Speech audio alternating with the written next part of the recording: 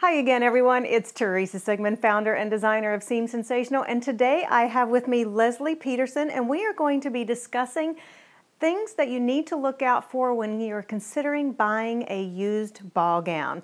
Now, curiously, this is a dress that I made for Leslie somewhere around 1998 or 99, and she has lost quite a bit of weight since then, and the dress has, of course, gone out of fashion. So what we're going to talk about today is what to look out for if you're considering buying a dress. Now, at a glance, this actually seems to fit pretty well overall in the waist and the bust area. The skirt is really outdated, so that's the first thing you should look out for. Is because skirts are no longer this full, you will have to take time to go in and either rip out the boning or cut off the boning. In this case, the skirt is hitting just, it's about an inch or so above the ankle bone. So I would take the time, if Leslie were going to buy this dress from herself, I would take the time to rip out the boning so that I didn't lose any skirt length. If this dress were a couple inches longer and I had the leeway, I would just cut off the boning just to speed up the process. But because I need every bit of length, you would have to have the time commitment to rip out all this boning. You would then want to go in and take in a lot of this skirt fullness on each of the 8 panels. There are 8 panels. That does require removing the rhinestones, reshaping the skirt. Okay, so you've got a significant time commitment in updating the skirt. However, overall, at a glance, it seems to be worth that energy because it's a really classic with a twist dress.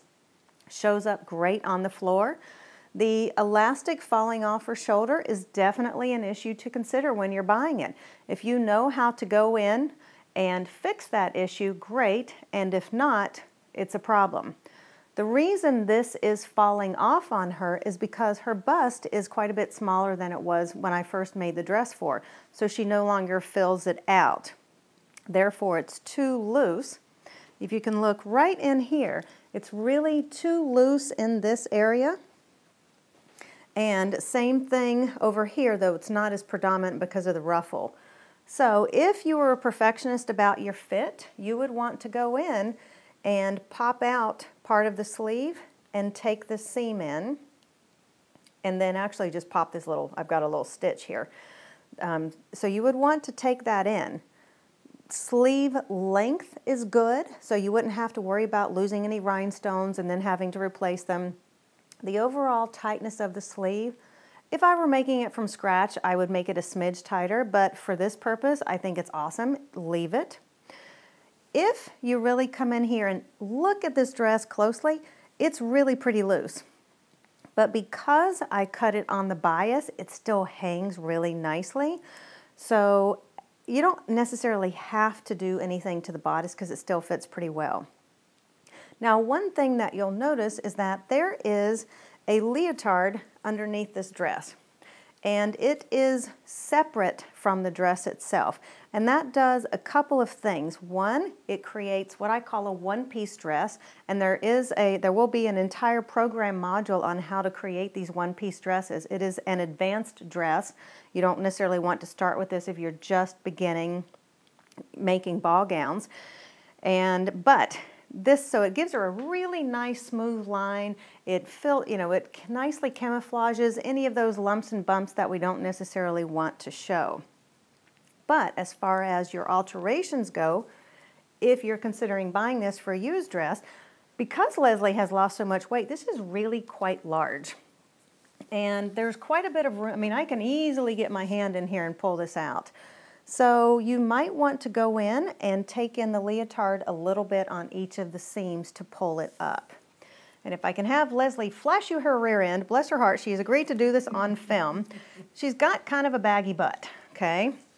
Because, she's lost quite a bit of weight. So you would want to go in and you may possibly need to reshape the trunks after you've taken it in. If you get lucky, then you won't have to do all that. But Go ahead, you can go ahead and drop that. Let's turn around and we'll see the back. The back actually looks really, really nice in that there's no back cleavage or anything like that showing. It's a little bit loose, but it's always better to have your back loose than too tight. If it's too tight, then you start getting this back cleavage, you know, where the skin gushes over the dress and it's not attractive. So if you're buying a used dress and you've got back cleavage, you might want to consider not getting it because the back is so predominant in dancing and skating. Back here, everything fits well other than the actual skirt volume of the dress. So go ahead and turn back around. What an awesome dress. I love this splash of orange because it really is just classic with a twist. So all things considered, if Leslie were considering buying this as a used dress and doing the alterations and therefore saving some money, I would say it's a worthwhile investment, but you do have to weigh that against the time needed to do your alterations.